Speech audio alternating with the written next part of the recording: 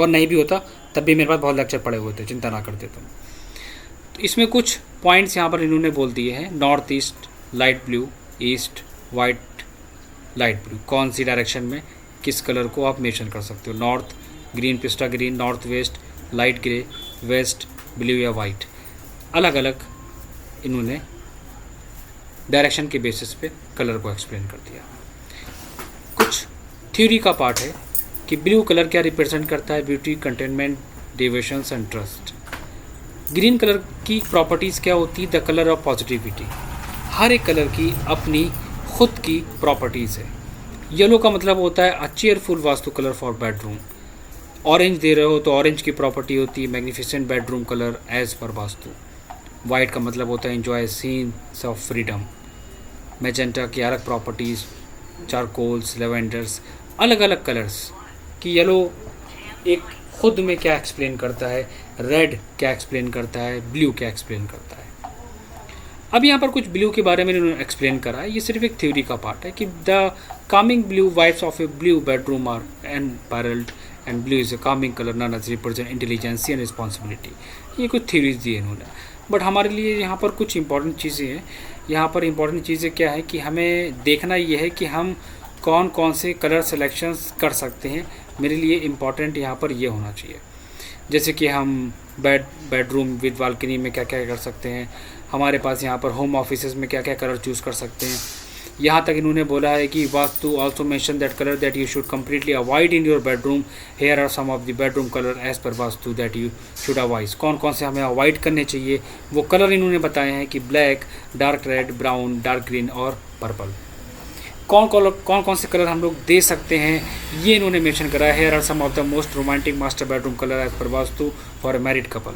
मतलब हर एक पर्सन्स के लिए, चिल्ड्रन रूम है तो उसके लिए, अगर आप कपल हैं उनका अलग है, सीनियर पर्सन है उनका अलग है, सबके अलग अलग उन्होंने कलर्स को यहाँ पर एक्सप्लेन करा है। तो ये थ्योरी का पार्ट है हमारा, तो ये सारा मैं इसको फॉरवर्ड करूँगा इसमें। इसी के साथ साथ इन्होंने बाथरूम के कलर को यहाँ पर एक्सप्लेन करा है, लिविंग रूम के कलर को एक्सप्लेन करा है, अलग अलग कलर्स की इन्होंने मेंशन करा। अब जैसे इन्होंने यहाँ पर क्या बोला है, इन्होंने कहा है कि मास्टर बेडरूम में आप क्या दे सकते हो, ब्लू, अवॉइड करो डार्क रेड। वाइट दे सकते हो, डार्क रेड अवॉइड करना है। लिविंग रूम में आप वाइट दे सकते हो बट डार्क कलर अवॉइड करना है। डाइनिंग में ग्रीन, ब्लू या येलो, ग्रे अवॉइड करना है। किड्स रूम में वाइट या ऑफ वाइट, ब्लैक या ग्रे अवॉइड करना है। तो ये सारा और टोटल थ्योरेटिकल पार्ट हो गया, सबको स्टडी कर लेना, टाइम वेस्ट होगा एक्सप्लेन करने में। सारे नोट्स मैं शेयर कर दूंगा। दूसरा इंपॉर्टेंट पॉइंट्स यहाँ पर ये आता है आज के टाइम में मार्केट में डिफरेंट टाइप्स ऑफ मटेरियल्स हैं इंटीरियर के। चारकोल शीट्स हो गई हैं डिफरेंट कंपनीज़ की, जैसे हम लोगों ने आर्किटेक्चर में पेंट पे काम करा था, वैसे यहाँ पर डिफरेंट आपको क्या मिलेंगी, क्लैडिंग मिलेंगी, वुडन क्लैडिंग मिलेगी, स्टोन क्लैडिंग्स मिलेंगी, लूवर्स मिलेंगे, राफ्टर्स वगैरह हो गए, WPC लूवर्स हो गए।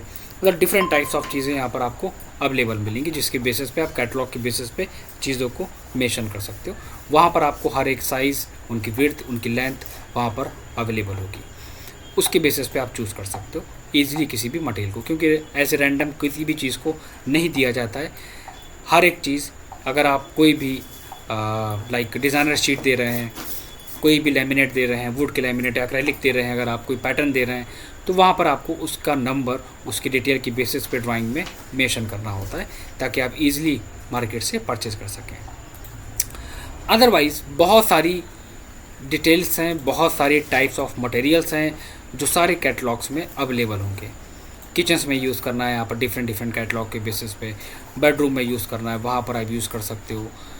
आपका लिविंग एरिया है, ऑफिस वगैरह है, वहाँ पर आपको कोड के साथ सारी चीज़ें अवेलेबल मिल जाएंगी। उसके बेसिस पे, उसके नंबर और उसकी डिटेल के बेसिस पे वहाँ पर चीज़ों को मेंशन करा जाता है।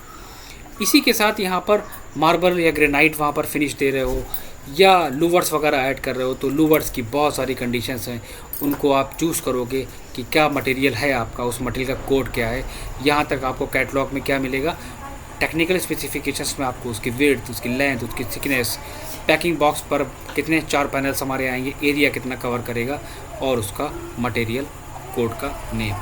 तो ये सारी चीज़ें आपको वहाँ पर किसके बेसिस पे, आपको कैटलॉग के बेसिस पे चीज़ों को मेंशन करना है। आपके पास फ्लूटेड पैनल्स हैं, आप फ्लूटेड पैनल्स वहाँ पर मेंशन कर सकते हो कहाँ पर देना है वॉल डेकोर करने के लिए, बेडरूम्स वगैरह में, ऑफिसेज वगैरह में, लिविंग रूम में।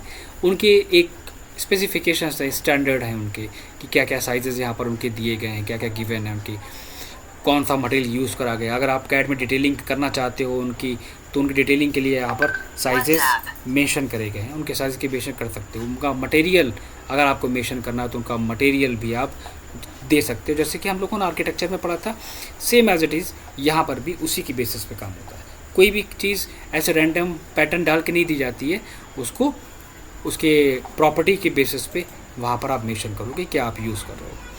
तो इन दोनों का, इन सारी चीज़ों का बहुत इंपॉर्टेंट रोल होता है मटेरियल्स का, कि क्या फिनिश है और उनके साइजेस और उनकी थिकनेस के बारे में। तो ओवरऑल जितने भी मटेरियल्स हैं, जितनी भी चीज़ें हैं, वो सारी चीज़ें मैं वहाँ पर आप लोगों को फॉरवर्ड कर दूँगा। वैनिटी डिज़ाइन कर रहे हो तो वैनिटी में अगर आप कुछ भी मेंशन कर रहे हो, एनीथिंग, तो वहाँ पर आप उसके कैटलॉग के बेसिस पे दोगे कि आपने क्या चूज़ करा है। वैनिटी की एक कैटेगरीज नहीं होती है, बहुत सारी होती हैं। शॉवर दे रहे हो या कुछ भी दो, क्योंकि जो चीज़ अवेलेबल हो मार्केट में वो, और जिसकी पूरी डिटेल्स हो वो, कौन सा मटेरियल है वैनिटी का, उसकी डिटेल्स, उसका साइजेस क्या क्या आप चूज़ कर रहे हो उसके बारे में, और कॉन्फ़िगरेशंस की आपको वहाँ पर मिल जाएगी और कोड मिल जाएगा। यहाँ तक आपको वैनिटी के बारे में उसका साइज़ और ड्रॉअर साइज़, और इसको कस्टमाइज़ करके हम एडिट करके हम स्पेस के अकॉर्डिंग वहाँ पर मेंशन कर सकते हैं कि कौन सा हम यूज़ कर रहे हैं। ये सारी चीज़ें हमारी डिपेंड करती हैं किसके ऊपर, कैटलॉग के बेसिस पे। विदाउट कैटलॉग हम कोई भी मटेरियल कॉपी पेस्ट करके, या इमेज से भी गूगल से आपने डाउनलोड करा वहाँ पर पेस्ट कर दिया, नहीं, वो चीज़ गलत है। हर एक चीज़ बिल्कुल स्टैंडर्ड फॉर्म में होनी चाहिए उसकी डिटेल्स के साथ में। तो अब यहाँ पर बात आती है कि तरीका क्या होता है। सबसे पहला काम जो होता है, बिल्कुल बेसिक जो स्टार्ट करा जाता है, वो बेसिक क्या होता है, वो बेसिक हमारा शुरू होता है सबसे पहला पार्ट प्लान से। प्लान को सिस्टमेटिक वे में डिज़ाइन करना। तरीका क्या है, मेरे पास ऑलरेडी यहाँ पर चीज़ें बनी हुई हैं, मैं यहाँ पर सारी चीज़ें पहले से डिज़ाइन करके रख चुका हूँ। मैंने पहले ही इतनी मेहनत करवा दी है आप लोगों को कि आप लोगों को दिक्कत ना हो इसमें अब काम करने में। मैंने बोला था फर्स्ट डे कि आर्किटेक्चर में इतनी मेहनत कर लो कि वहाँ पर आपको कोई भी प्रॉब्लम क्रिएट ना हो। क्या करोगे, जिस पर्टिकुलर एरिए पे काम कर रहे हो उस एरिए को पहले निकाल लो, सिर्फ जिस पे काम करना है वो। एक्स्ट्रा पार्ट मुझे इससे कोई मतलब नहीं है। ओवरऑल प्लानिंग से स्टार्टिंग करनी है, सारी चीज़ हमें शुरू करनी है प्लानिंग के बेसिस पे।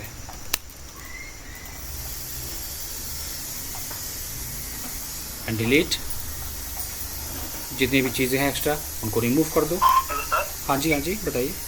अगर 3D अगर बनाते हैं स्केचअप में, रेविट में, हाँ, तो पूरा प्लान को रिपोर्ट करेंगे इसमें, पूरा प्लान जितना बनाएंगे उतना ही करेंगे? नहीं। जैसे कि होता क्या है, बहुत अच्छा क्वेश्चन करा तुमने। होता क्या है कि जब हम लोग काम करते हैं किसी 3D सॉफ्टवेयर में, मैक्स वगैरह में, स्केचअप वगैरह में, अगर हम मैक्स में कोई एक्सटीरियर डिज़ाइन कर रहे हैं तो वहाँ पर हम पूरा प्लान इंपोर्ट कराएंगे। अगर हम किसी 3D सॉफ्टवेयर में सिर्फ एक इंटीरियर डिज़ाइन कर रहे हैं तो वहाँ पर हम सिर्फ उस पर्टिकुलर एरिया को हम इंपोर्ट कराएंगे। दोनों कंडीशंस में क्या होता है कि अब एक बंदे को पूरा इंटीरियर डेकोर करना है, उसने क्या डिसाइड करा, हमें बेडरूम भी डिज़ाइन करना है, वॉशरूम भी डिज़ाइन करना है, किचन भी डिज़ाइन करना है, पूरा फ्लो प्लान उसने इंपोर्ट करा लिया। इंपोर्ट करा के पहले वो बेडरूम डिज़ाइन कर रहा है, फिर वो उसके ऊपर किचन डिज़ाइन कर रहा है। एक फ़ाइल में सारी चीज़ें इसलिए नहीं दी जाती क्योंकि 3D सॉफ्टवेयर पे एक फ़ाइल पे जब आप काम करोगे तो फाइल का साइज़ काफ़ी ज़्यादा हैवी हो जाता है। जो मॉडल्स होते हैं उन मॉडल्स को यूज़ करने से काफ़ी इफेक्टिव पड़ता है। कभी कभी फ़ाइल बीच में क्रैश हो जाती है, रेंडर में दिक्कत आती है, फ़ाइल पे वर्किंग करने में दिक्कत आती है। इसका एक सबसे